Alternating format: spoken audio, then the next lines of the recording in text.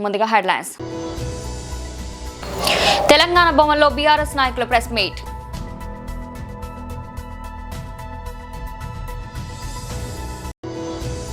నేనే రాజు నేనే మంత్రి అంటే నేనే ముఖ్యమంత్రి నేనే మున్సిపల్ మంత్రిని అని అర్థం. సంత్ సేవాలాల్ జయంతిలో సీఎం.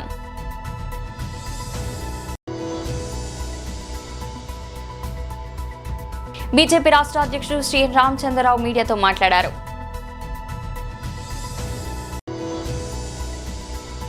పాకిస్తాన్ ను చిత్తు చేసిన భారత్, పాక్ ను ట్రోల్ చేసిన ఇర్ఫాన్ పఠాన్. తెలంగాణ భవన్లో బీఆర్ఎస్ నాయకుల ప్రెస్ మీట్ నిర్వహించారు.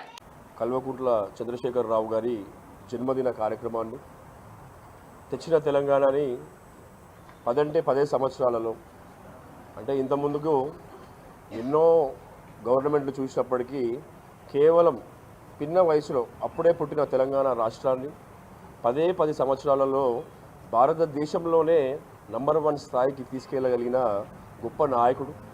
అటువంటి గొప్ప నాయకుడి పుట్టినరోజుని మీరు ఎప్పుడు ప్రతిసారి చూస్తూ ఉంటారు. బ్రహ్మాండంగా నాయకులు, కార్యకర్తలు, అభిమానులు కేసీఆర్ గారు అంటే నిరంతరం ప్రజల్లో ఒక ఆప్యాయత, ఒక ప్రేమ, ఒక పెద్ద ఆయన, ఒక జాతిపితగా ఆయనని గౌరవిస్తూ ఉంటారు. కాబట్టి ప్రతి ఏటలాగే ఈ ఏట కూడా రేపు తెలంగాణ భవన్లో బ్రహ్మాండంగా అందరూ కోలాహలం మధ్యలో గ్రాండ్గా ఏర్పాటు చేయబోతున్నాం. ఈరోజు జరుగుతున్న మున్సిపల్ చైర్మన్, వైస్ చైర్మన్ ఎలక్షన్ల తర్వాత రాష్ట్ర వ్యాప్తంగా ఉన్న బీఆర్ఎస్ కార్యకర్తలు, నాయకులు కూడా రేపు ఈ పుట్టినరోజు సెలబ్రేషన్స్లో పాల్గొనడం జరుగుతుంది. ముఖ్య అతిథిగా మా వర్కింగ్ ప్రెసిడెంట్ కేటీ రామారావు గారు, సీనియర్ నాయకులు, మాజీ మంత్రివర్యులు, ట్రబుల్ షూటర్ హరీష్ అన్న గారు, మాజీ మంత్రులు తలసాని శ్రీనివాస్ యాదవ్ గారు, సిటీలో ఉన్న ఎమ్మెల్యేలు, కార్పొరేటర్లు, మాజీ కార్పొరేటర్లు, రాష్ట్ర వ్యాప్తంగా ఉన్న అందరూ కూడా వాళ్ళ ఏరియాలలో పండ్ల పంపిణీ చేసుకొని, సేవా కార్యక్రమాలు చేసుకొని తెలంగాణ భవన్ వైపుగా రావాల్సిన అందరికీ వినతి.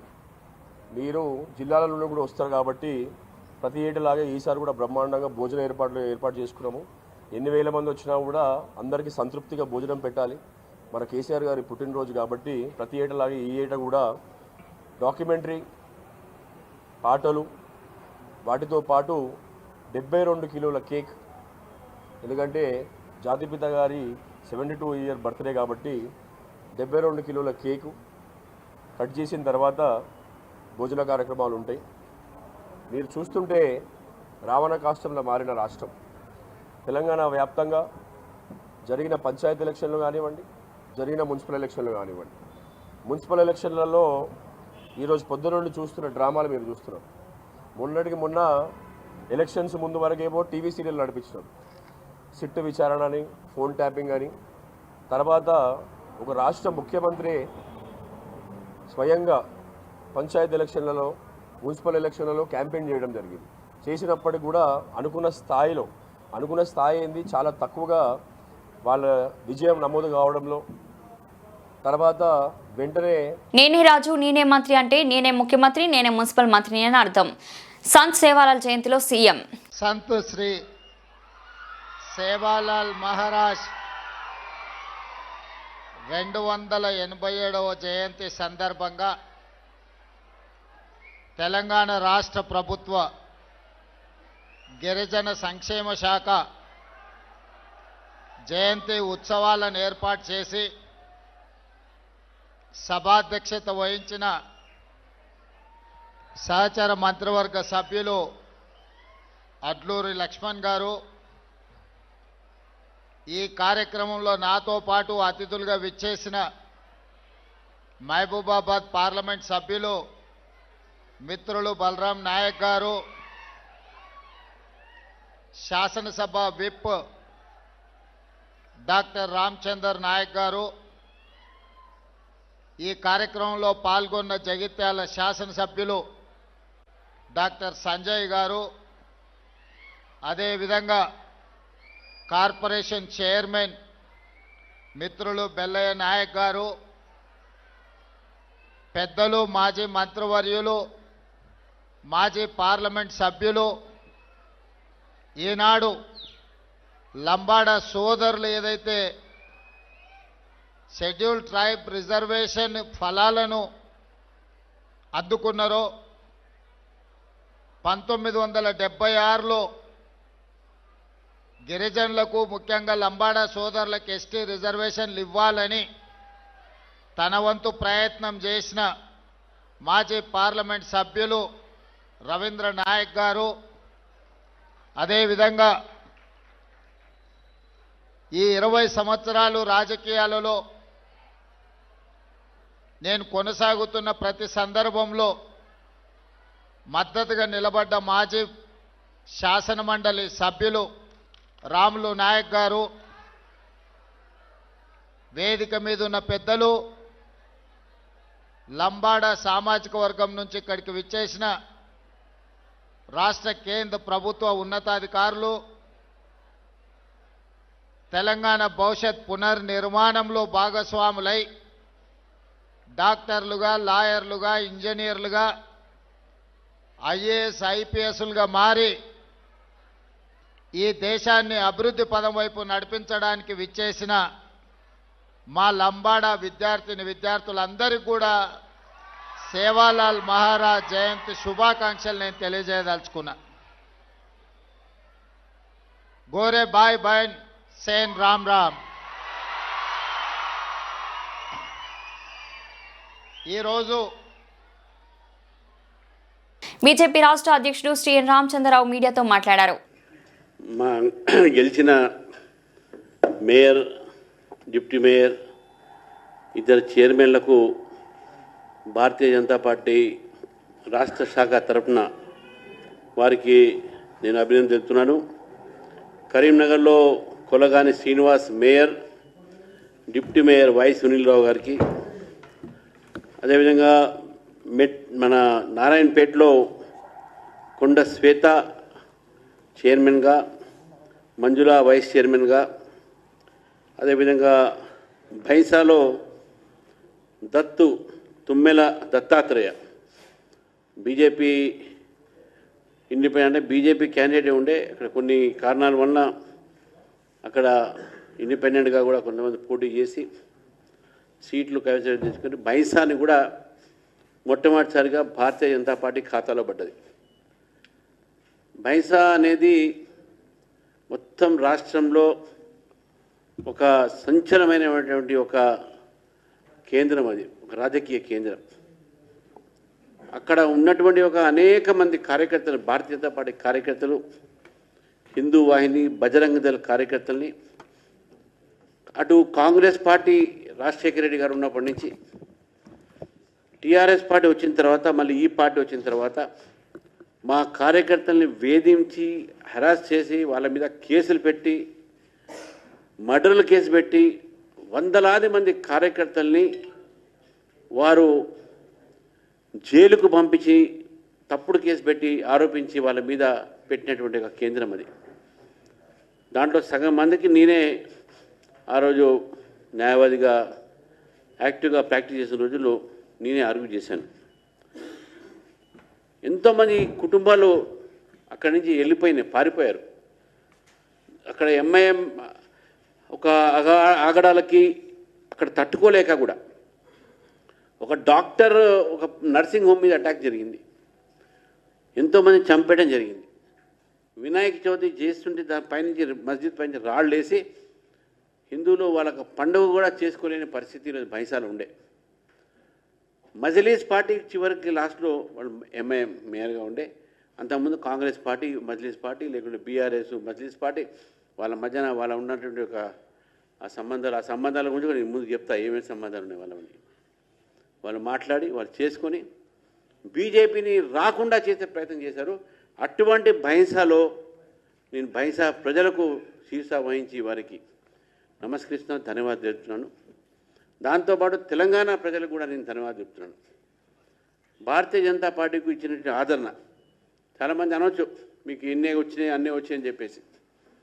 ఇవన్నీ కూడా T20 వరల్డ్ కప్ పాకిస్తాన్ను టీమిండియా చిత్తు చేసింది. 61 పరుగుల తేడాతో పాకిస్తాన్ ఓడించింది. ఓపెనర్ ఇషాన్ కిషాన్ మెరుపు బ్యాటింగ్తో పాక్ బౌలర్లు బెంబెలెత్తించాడు. 27 బంతుల్లోనే అర్ధ సెంచరీ సాధించి యువరాజ్ సింగ్ రికార్డును బ్రేక్ చేశాడు. చివరికి 40 బంతుల్లో 10 ఫ్లోర్లు 3 సిక్సర్లతో 77 పరుగులు చేసి అదరగొట్టాడు. మరోవైపు పాకిస్తాన్ ఓటమిపై మాజీ క్రికెటర్ ఇర్ఫాన్ పఠాన్ ఆసక్తికర వ్యాఖ్యలు చేశాడు. అఫ్ఘాన్ జిలేబీ పాటకు డాన్స్ చేస్తూ పాక్ను ట్రోల్ చేశాడు. ఆ వీడియో ఇప్పుడు సోషల్ మీడియాను షేక్ చేస్తుంది. పాకిస్తాన్ పరువు తీసేశాడు ఇర్ఫాన్ బాయ్ అంటూ నెటిజన్లు కామెంట్ చేస్తున్నారు. పెద్దపల్లి జిల్లా రామగుండం మున్సిపల్ కార్పొరేషన్ మేయర్గా మహంకాళి స్వామి, డిప్యూటీ మేయర్గా పాతపల్లి ఎల్లయ్య యాదవ్ ఎన్నికయ్యారు. జడ్పీటీసీఓ నరేందర్ అధ్యక్షతన మేయర్, డిప్యూటీ మేయర్లను ప్రమాణ స్వీకారం చేయించారు. అనంతరం కాంగ్రెస్ పార్టీకి 38 మంది కార్పొరేటర్లు, 2 బీఆర్ఎస్ కార్పొరేటర్లు, 1 స్వతంత్ర అభ్యర్థితో పాటు ఆల్ ఇండియా ఫార్వర్డ్ బ్లాక్ కార్పొరేటర్లు ప్రమాణం చేశారు. కాగా 11 మంది బీఆర్ఎస్ కార్పొరేటర్లు ప్రమాణ స్వీకార కార్యక్రమానికి హాజరు కాలేదు. ఈ సందర్భంగా రామగుండం ఎమ్మెల్యే రాజ్ ఠాకూర్, మక్కాన్ సింగ్ తో పాటు కార్పొరేటర్లు, అధికారులు, ఎన్నికైన కౌన్సిల్ సభ్యులను అభినందించారు.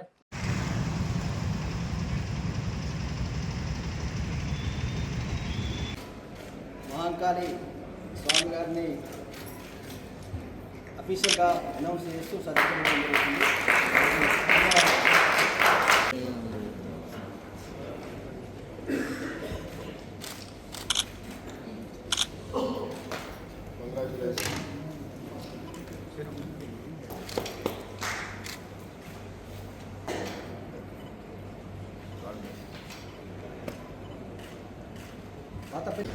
जय कांग्रेस जय कांग्रेस जय कांग्रेस जय कांग्रेस राष्ट्रमक नायकत्व వర్ధిల్లాలి.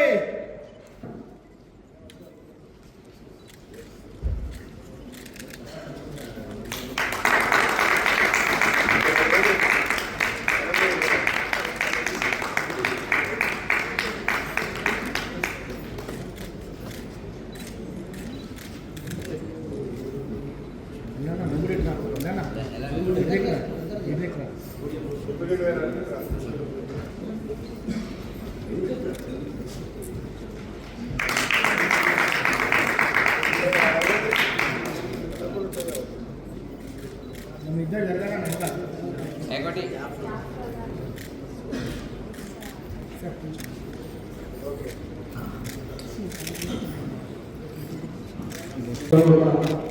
సందేశాన్ని తెలియజేస్తారు.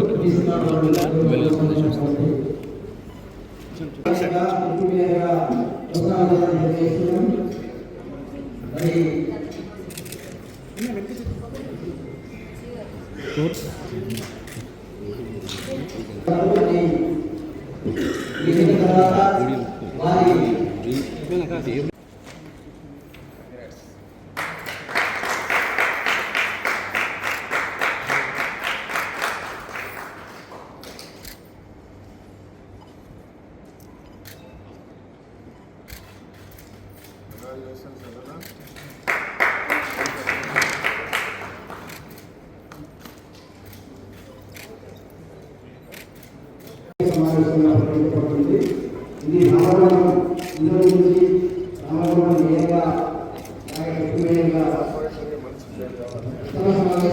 రాష్ట్ర ముఖ్యమంత్రి రేవంత్ రెడ్డి గారు, శ్రీధర్ బాబు గారు నాయకత్వంలో ఇవాళ రామగుండం కార్పొరేషన్ టోటల్గా యునానిమస్గా మేయర్ గారిని, తర్వాత డిప్యూటీ మేయర్ గారిని ఎన్నుకోవడం జరిగింది.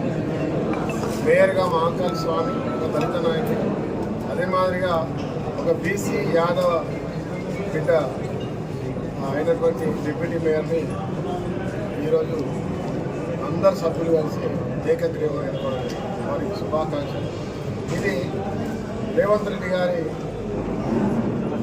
రాష్ట్రంలో జరుగుతున్న అభివృద్ధిలో మరి రామగుండం ప్రాంత ప్రజలు రామగుండం అద్భుతంగా అభివృద్ధి చేస్తున్న తరుణం, పునర్నిర్మాణం చేస్తున్న తరుణం, సింగరేణి కార్మిక బంధువులు, అదే మాదిరిగా ఎన్టీసీ కార్మిక బంధువులు, రామగుండం కార్మిక బంధువుల కుటుంబాలు, ప్రతి ఒక్కరు కూడా ఈ ప్రాంతంలో నివాసం ఉండేటటువంటి వాళ్ళు, యువకులు, చదువుకున్న వాళ్ళు, మహిళలు అనేక నిందలేసిన మాపై 2 సంవత్సరాల అభివృద్ధిలో ఈరోజు అద్భుతమైన ఆశీర్వాదం ఇచ్చి ఈరోజు బలంగా కాంగ్రెస్ పార్టీని గెలిపించుకోవాలి.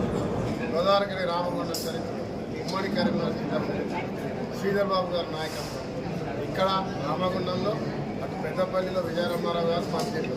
ఇదే మాదిరిగా ఎక్కడ కూడా ఆర్థికంగా కానీ ఇంకే రకంగా చూడకుండా వికాసమైనటువంటి కార్యకర్తలకి పార్టీకి పనిచేసిన వారికి అవకాశాలు ఇచ్చి పదవులు కూడా అదే మాదిరి ఇవ్వడం ఒక అద్భుతమైనటువంటి ప్రజా సంక్షేమాన్ని ఎలాంటి అవినీతికి ఎలాంటి ఒత్తిడికి ఎలాంటి ఇబ్బందులు లేకుండా ప్రభుత్వాన్ని నడిపించేటువంటి సంక్షేమాలు ప్రజలకు అందేటువంటి చేసేటువంటి కార్యక్రమంలో ఇదొక అద్భుతమైన విజయం. ఈ విజయం సింగరేణి కార్మికులకు, ఎన్టీపీసీ కార్మికులకు, రామగుండం ప్రజలకు అంకితం.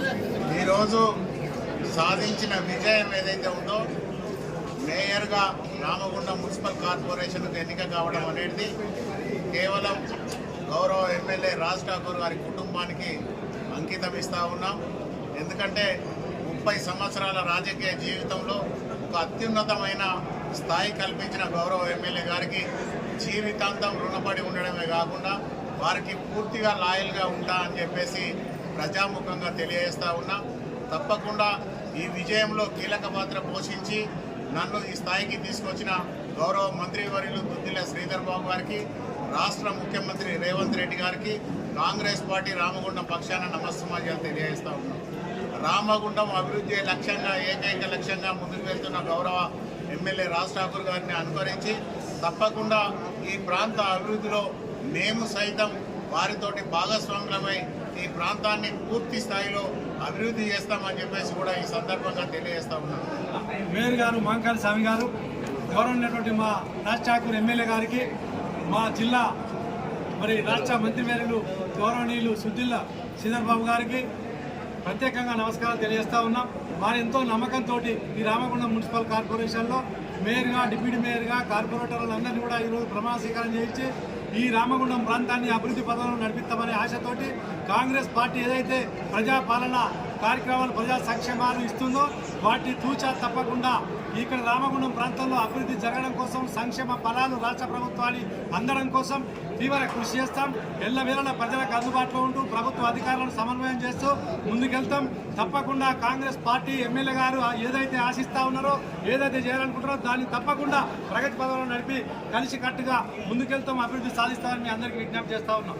రాష్ట్ర రాజధాని తెలుగు ప్రజల కళ పోలవరం ప్రాజెక్టును అంధకారంలోకి తొక్కిన ఘనత వైసీపీ ప్రభుత్వానికే చెందుతుందన్నారు కాకినాడ సిటీ ఎమ్మెల్యే వనమాడి కొండబాబు. కూటమి ప్రభుత్వం ఏర్పడ్డాక రాజధాని అమరావతి పోలవరం ప్రాజెక్టు పనులు వేగవంతమయ్యాయన్నారు. 2026 బడ్జెట్ రాష్ట్ర అభివృద్ధికి, సంక్షేమానికి ఎంతగానో దోహదపడుతుందన్నారు.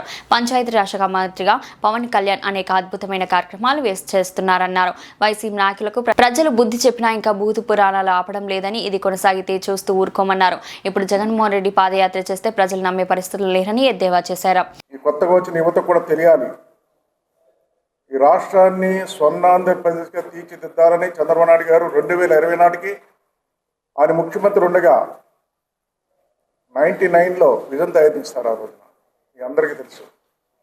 99 నాటి ముఖ్యమంత్రి ఉండగా 2020 నాటికి రాష్ట్రాన్ని స్వర్ణాంధ్రప్రదేశ్గా తీర్చిదిద్దుతాం ఈ రాష్ట్రాన్ని అని చెప్పి ఒక విజన్ తయారు చేయడం జరిగింది ఆయన. ఆ 2020 నాటికంటే 20 అయిపోయింది, ఈరోజు 26లో ఉన్నాం మనం. 6 సంవత్సరాలు ఎక్స్ట్రా అయింది. కానీ అది మనం సాధించబడే కారణం ఏంటంటే కంటిన్యూగా ముఖ్యమంత్రిగా లేరు ఆయన. 5 సంవత్సరాలు ఆయన ముఖ్యమంత్రిగా ఉండి ఆ రోజు పునాదులు వేసి ఆ రోజు తయారు చేస్తే ఆ రోజు మీ అందరికీ తెలుసు రాష్ట్రం విడిపోవడం జరిగింది, మీ అందరికీ తెలుసు. అది రాష్ట్రం విడిపోయినా కంటిన్యూ ఉన్నప్పటికి కూడా ఆయన ముఖ్యమంత్రిగా ఉంటే 2020కి స్వర్ణాంతం సాధించేవాళ్ళం. అంటే ఈ దేశంలో నెంబర్ 1 రాష్ట్రం అయి ఉండేది. కానీ మీకు అనేక కారణాల వల్ల రాష్ట్రం మంది 2 ముక్కలకి విడిపోవడం జరిగింది. రాష్ట్రం విడిపోయిన తర్వాత మళ్ళీ ఇదే ప్రజలు, ఆంధ్ర రాష్ట్ర ప్రజలు విడిపోయిన రాష్ట్రాన్ని సమర్థవంతంగా ముందుకు తీసుకెళ్లే వ్యక్తి ఎవరు ఉన్నారంటే అది చంద్రబాబు నాయుడు గారు అని చెప్పి మళ్ళీ పట్టం కట్టారు. చంద్రబాబు నాయుడు గారు అయితేనే విడిపోయిన రాష్ట్రాన్ని అభివృద్ధి చేయగలరని ఆ రోజు పట్టం కట్టారు. మళ్ళీ ముఖ్యమంత్రి చేస్తారు 2014లో.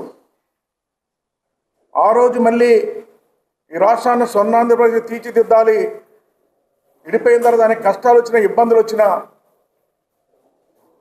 అన్నీ ముందుకు తీసుకెళ్ళడం జరిగింది, మీ అందరూ తెలుసు. ఆ రోజున మళ్ళీ ఎలక్షన్స్ వస్తే ఆ రోజు ప్రజలకు అనేక మాయమాటలు చెప్పి ప్రజలను నమ్మించి అధికారంలోకి వచ్చారు జగన్మోహన్ రెడ్డి, మీ అందరూ తెలుసు. ఆ రోజు ఆయన వేసిన పునాదులు కానీ ఈ రాష్ట్రానికి ఒక పక్కన రాజధాని పోలవరం అన్ని జిల్లాలు సమాన అభివృద్ధి జరగాలి, ఈ రాష్ట్రాన్ని నెంబర్ 1గా తీసుకెళ్లాలని చేసిన పునాదులన్నీ కూడా చిన్నభిన్నం అయిపోయినాయి. ఏదైతే జగన్మోహన్ రెడ్డి పరిపాలన అభివృద్ధి పక్కన పెడేశాడు, అవినీతి పాలన, అరాచక పాలన. ఎవరైనా ప్రశ్నిస్తే, తప్పు జరుగుతున్న ప్రశ్నిస్తే వాళ్ళ మీద కేసులు పెట్టడం, భయపెట్టడం, బెదిరించడం, కేసులు పెట్టడం. అయ్యే కాకుండా బూతులు తిట్టడం కూడా. ఇది అందరూ అనుకున్నామండి, ప్రజలందరూ కూడా ఇదేం ప్రభుత్వం, బూతుల ప్రభుత్వంలో ఉందని చెప్పి ప్రజలు మాట్లాడిన మాట, నేను మాట్లాడే మాట కాదు, ఇది ప్రజలు మాట్లాడిన మాట. ఆ రోజు మీకు కూడా తెలుసు, ఇదేంటి బూతులు తిడుతున్నారు, ఇదేంటి ఇలా చేస్తున్నారని చెప్పి ఏదైనా ప్రశ్నిస్తే మీ పాత్రికేయుల మీద కూడా లారీలు పెట్టి తొక్కిచ్చేస్తామని కూడా మాట్లాడి ఉన్నాయి శాసనసభ్యులు చాలామంది. మిమ్మల్ని కూడా ప్రశ్నిద్దామని చెప్పారు, మీరు కూడా భయపడిపోయారు. ఆ రోజున ప్రజలు భయపడిపోయారు, పాత్రికేయులు భయపడిపోయారు, మీడియా సోదరులు భయపడిపోయారు. ఎప్పుడు అవకాశం వస్తుందని ఎదురు చూస్తారు మీరందరూ. మళ్ళీ అవకాశం ఇచ్చారు ఈ రోజున, మళ్ళీ చంద్రబాబు ముఖ్యమంత్రి కావాలి, ఈ కూటమి ప్రభుత్వం రావాలి అని చెప్పి అవకాశం ఇచ్చారు. ఈ అవకాశం ఇచ్చిన తర్వాత ఈరోజు, ఆ రోజు మీరు ఏం చేస్తారండి, అప్పుల పాలు చేస్తారు ఈ రాష్ట్రాన్ని. అలాంటి అప్పుల పాలు చేసిన రాష్ట్రాన్ని, మీరు 3 రాజధాని 3 ముక్కలు చేసిన రాష్ట్రాన్ని ఈ రోజున 3 అంశాల మీద ముందుకెళ్తుంది. ఈరోజు రాష్ట్రాన్ని ఆర్థికంగా బలపరచాలి, ఆర్థిక వనరులన్నీ కూడా సమకూర్చి ఈ రాష్ట్రాన్ని ఆర్థికంగా బలపరచాలి. బులెటిన్ ముగించే ముందు హెడ్లైన్స్ మరోసారి. తెలంగాణ భవన్లో బీఆర్ఎస్ నాయకుల ప్రెస్ మీట్.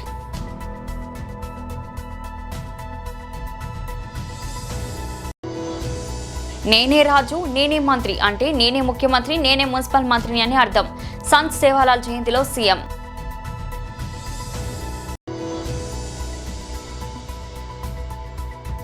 బీజేపీ రాష్ట్ర అధ్యక్షుడు శ్రీ రామచంద్రరావు మీడియాతో మాట్లాడారు.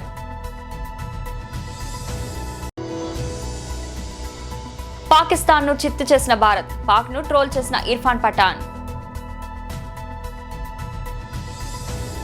ఇది ఈ రోజు బులెటిన్. మరో బులెటిన్లో మళ్ళీ కలుద్దాం. అంతవరకు సెలవు.